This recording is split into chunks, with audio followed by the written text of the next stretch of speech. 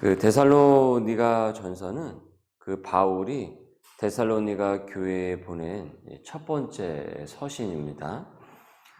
바울의 서신 그 13개 중에서 가장 그 초기에 그 쓰여진 것으로 보고 있습니다. 이 데살로니가 전서를.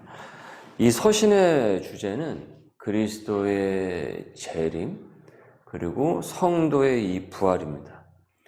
당시 교인들은 예수님과 이 동시대의 사람들이었기 때문에 예수님께서 부활하시고 승천하셔서 다시 오신다라는 그 약속을 믿고 있었던 터라 이 재림과 이 부활은 뜨거운 주제였고, 이 재림과 부활을 오해를 하고 왜곡을 해서 또 시한부처럼 또 퍼뜨리는 그런 세력들도 있었습니다. 예수님께서 언제 오시는가? 어떻게 오시는가? 성도는 부활을 하는가?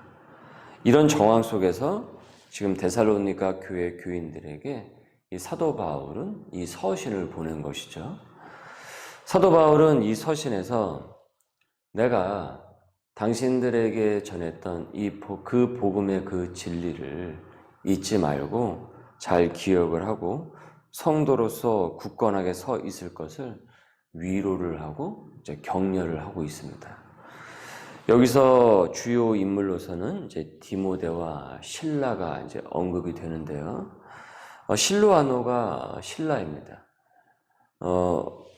로마식 그 실로아노는 그 로마식 이름이고 이 신라하고 똑같이 동명이인이라고 생각을 하시면 됩니다. 자, 1절을 보시면 바울과 실로아노와 디모데는 하나님 아버지와 주 예수 그리스도 안에 있는 데살로니가인의 교회에 편지하노니 은혜와 평강이 너희에게 있을지어다. 우리가 너희 모두로 말미암아 항상 하나님께 감사하며 기도할 때 너희를 기억함은 3절에 너희의 믿음의 역사와 사랑의 수고와 우리 주 예수 그리스도에 대한 소망의 인내를 우리 하나님 앞에서 끊임없이 기억함이니 하나님의 사랑하심을 받은 형제들아 너희를 택하심을 아노라. 데살로니가 교인들의 믿음이 어떻다라는 것입니까? 좋습니까? 나쁩니까? 좋다고 하고 있죠. 그러니까 고난 가운데 있으면서도 믿음과 소망으로 굳건한 그들을 보면서 지금 사도 바울은 감사를 표하고 있는 겁니다. 환경이 좋을 때, 일들이 술술 잘 풀릴 때 그 믿음이 여러분 드러나는 것이 아닙니다. 실제 믿음은 그 반대의 환경에서 그 믿음이 드러나게 돼요. 모든 것이 뜻대로 풀릴 때 할렐루야 하는 것이 무엇이 어렵겠습니까? 모든 것이 다 풀리는데 믿지 않는 사람도요, 그때는 할렐루야라고 얘기를 합니다. 하지만 반대의 상황에 있을 때도 이 교회 교인들은 어떻습니까? 할렐루야 했다라는 거예요. 6절을 보십시오. 너희는 많은 환난 가운데서 성령의 기쁨으로 말씀을 받아 우리와 주를 본받는 자가 되었으니. 당시 초대교회 교인들은 신앙생활을 하는데 너무도 많은 그 핍박과 이 박해의 이 환경에 놓여져 있었습니다. 그래서 신앙생활을 하는 게 아주 어려운 상황이었다는 거죠. 우리는 자유롭게 예배당을 찾지 않습니까? 그런데 이들에게는 그것조차도 쉽지 않은 환경들이 많이 있었다는 거예요. 그럼에도 오히려 이 환난 가운데서 이 데살로니가 교인들의 신앙은 이제 더 꽃을 피우고 있는 거예요. 오히려 이때 더. 교회 여름 필독서 중에 그 로버트 뱅크스의 1세기 그 교회 이야기를 말씀을 드렸죠. 이 당시 초대교회 교인들의 이 모습을 그 책은 이야기로 풀어 쓴 글입니다. 초대교회는 어떤 교회였을까? 초대교회의 예배는 어떠한 모습이었을까? 그들은 어떻게 예배를 드렸을까? 초대교회 그리스도인들은 어떻게 신앙생활을 했을까? 어떻게 살아갔을까?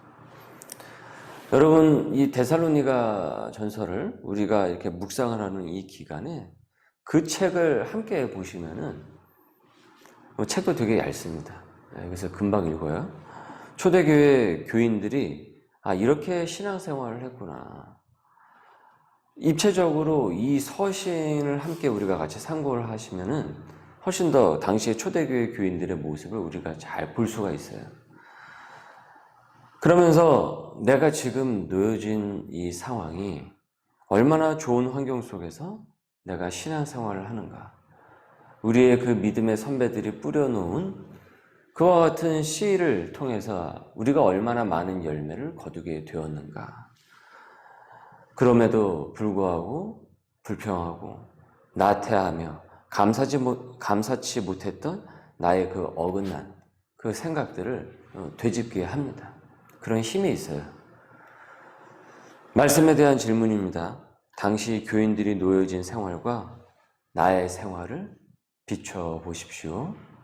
그들의 환난과 나의 환난은 무엇입니까? 오늘 내가 소망으로 인내해야 할 일은 무엇일까요? 내가 오늘 회복해야 할 신앙생활은 무엇일까요? 데살로니가 이 교회가 위치해 있는 데살로니가라는 이 도시는 꽤 이제 번영이 된 곳이었습니다. 마케도니아의 수도였고 또 많은 다민족들이 이렇게 부대끼면서 섞여 살던 곳이었어요. 헬라인, 유대인, 사마리아인, 또 로마인이 섞여 사니까 어떻습니까? 각자의 문화, 각자의 생각들이 다 갖고 와서 그 도시에서 살고 있으니 여러 세계관들이 충돌을 하겠죠. 그리고 여러 세계관들이 또 합해져서, 섞여져서 새로운 또 세계관을 낳았겠죠. 그러니까 그만큼 어떻습니까? 여러 사상들이 난무하고 있었다라는 것입니다. 그 도시가. 그래서 이교적인 사상도 이제 성행을 하던 곳이 바로 여기였어요. 그래서 복음을 또 왜곡을 해서 자기식들대로 토착화시켜서 막 그렇게 또 만들어냅니다. 그래서 이제 그것에 대해서 이제 주의하라고 하죠. 그렇게 이런 도시에 살면서 이 교인들은 이제 신앙생활을 하는 것이에요. 복음의 가치관을 또 가지고 살다 보면 어떻습니까? 이 주변의 세계관이 그러니까, 주변 사람들이 그러니까 어떻습니까? 무시와 조롱, 또 신앙생활을 하는 것에 대해서 이 박해를 각오를 해야만 했다라는 것입니다. 여러분, 어느 시대고 믿음 생활을 쉽게 할 수 있는 시대는 없었습니다. 어느 시대고 그렇습니다. 어떤 환경이건 마찬가지입니다. 언제나 믿음은요, 항상 저항을 만나게 되어 있어요. 저항의 세력을 항상 겪게 되어 있습니다. 그러나 여러분 놀랍게도 이런 환경 속에서 정금 같은 믿음의 사람들이 나온다라는 거예요. 믿음의 사람들이 탄생을 합니다. 어느 시대고 간에. 바울은 이 교우들이 바로 모든 믿는 자의 본이 되었다. 모든 믿는 자의 본이 되었다라고 전하고 있어요. 7절에 그러므로 너희가 마케도냐와 아가야에 있는 모든 믿는 자의 본이 되었느니라. 모든 믿는 자의 본이 되었느니라. 하나님 없이 성공의 본이 되는 것은 잠시 사는 이 세상에서 영광이겠지만은 고난 가운데서도 환난 속에서도 말씀을 따르고 지키고 삶의 자리에서 확장하는 그를 하나님께서는요 칭찬하십니다. 눈여겨보고 계십니다. 그들의 그 모습들을 격려하시고 또 무엇이라고 합니까? 본이 되었다라고 하고 있죠. 그리고 이는 그에게 영원한 하늘나라의 영광으로 이어지게 되는 것입니다. 그것으로 끝나지 않습니다. 하늘나라의 귀한 상급이 그를 기다리고 있습니다. 말씀의 질문입니다. 나는 세상의 성공의 본이 되기를 열망합니까? 믿음의 본이 되기를 열망을 합니까? 나는 자기 개발서에 성공한 사람을 롤 모델로 추앙을 합니까? 아니면 온전히 진정 그 주님을 추앙을 합니까? 추앙이라는 이 단어가 어느 드라마에서 쓰여서 아주 유행을 했다고 하죠. 어느 드라마 때문에 유행했다고 하죠. 추앙이라는 단어가 종교적인 단어인데 거기서 쓰여서 여러분 소명인이 추앙할 것은 다른 게 아니고 주님입니다. 주님. 그리할 때 우리는 그분을 추앙을 할 때 우리는 그리할 때 참 소명을 받습니다. 세상적 야망이 아니고. 감사하게도 이들의 이 믿음이 여러 지역에 소문이 각처에 쫙 하고 퍼졌습니다. 이들의 이 믿음이. 저기 데살로니가 교회의 교인들의 믿음이 정말 훌륭하다더라. 아무개 형제의 믿음이, 자매의 믿음이, 아무개 집사와 권사의 그 믿음이 정말 훌륭하다고 하더라. 정말 우리도 본을 받아야 되겠다. 소문이 쫙 퍼지게 되었다라는 거예요. 그리고 믿음의 도전을 믿음을 갖고자 하는 그 사람들에게 거룩한 도전을 주었다라는 것입니다. 나도 저렇게 생활을 해야 되겠다. 믿음 생활을 해야 되겠다. 소명의 생활이 되어야 되겠다. 여러분, 내가 복음 생활을 온전히 하면은 나에게 끝나지 않습니다. 나에게 끝나는 것이 아닙니다. 이게 확장이 됩니다. 오늘 말씀의 제목이죠. 확장이 돼요. 반드시 누군가에게 영향을 주게 되어 있습니다. 반드시 그렇습니다. 반드시. 아무리 여러분 인간관계가 좁은 사람도 긍정적이든 부정적이든 그 사람이 살면서 최소 50명 이상의 사람들에게 알게 모르게 영향을 주게 되어 있습니다. 어떤 식으로든 영향을 준단 말이죠.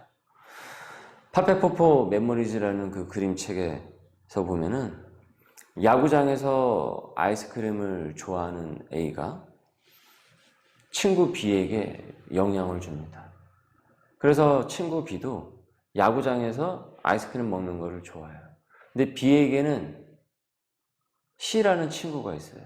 근데 그 C가 B의 그 모습을 보면서 똑같이 그도 야구장에서 아이스크림 먹는 것을 좋아하게 돼요. A와 C는 만난 적이 없지만 A의 그 습관이 B를 거쳐서 C에게 영향을 끼친 거예요. 모든 사람에게는요, 다 영향력이 있습니다. 다 영향력이 있습니다. 어떤 식으로든 다 영향을 반드시 끼치게 되어 있습니다. 그것이 긍정적이든 부정적이든 어떤 식으로든 영향을 끼칩니다. 그 영향을 준다라는 거예요. 여러분, 지금껏 우리가 신앙생활 하지 않았습니까? 그러면 여러분의 그 믿음이 분명 누군가에게 보였습니다. 그것이 좋게 보였던 나쁘게 보였던 어떤 식으로든 영향을 주었다라는 거죠. 그리고 그 너머, 내가 모르는 그 너머, 그 사람에게도 분명히 영향이 미쳤을 것입니다. 8절을 보십시오. 주의 말씀이 너희에게로부터 마게도냐와 아가야에만 들릴 뿐이 아니라 마케도냐와 아가야뿐만이 아니라 하나님을 향하는 너희의 믿음의 소문이 각처에 퍼졌으므로 우리는 아무 말도 할 것이 없노라. 더 이상 할 말이 없다 이겁니다. 이미 그렇게 소문이 쫙 퍼졌기 때문에 이게 긍정의 표현이죠. 데살로니가 교인들은 비록 어려운 그런 신앙생활하기 너무나도 어려운 상황에 있기는 하였으나 그들의 그 믿음은 그 어려움 속에서 정금처럼 되었고 순금처럼 되었고 오히려 이들의 이 믿음이 이 복음 생활이 확장이 되어서 널리 퍼져나가서 바울과 그 동역자들이 더 이상 무엇이라고 그들의 믿음에 대해서 더 이상 광고하지 않아도 될 정도로 저 사람들이 저렇게 신앙생활 그런 얘기가 더 이상 불필요할 정도로 이미 주변과 각처에 본이 되었다라는 겁니다.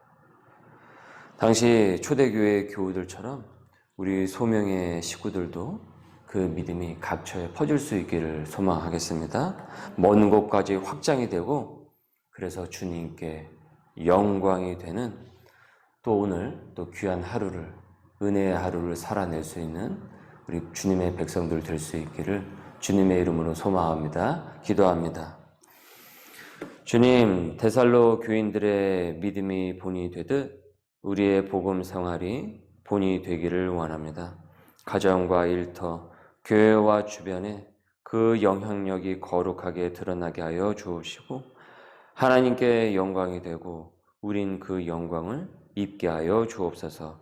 고난이 있고 시련이 있어도 되레 정금처럼 단단해지게 하여 주옵시고 소명의 사람들이 되게 하여 주시고 믿음이 그 주변으로 확장되도록 은혜를 부어 주옵소서. 오늘도 우리와 동행하여 주옵소서. 감사함에 예수님의 이름으로 기도드립니다.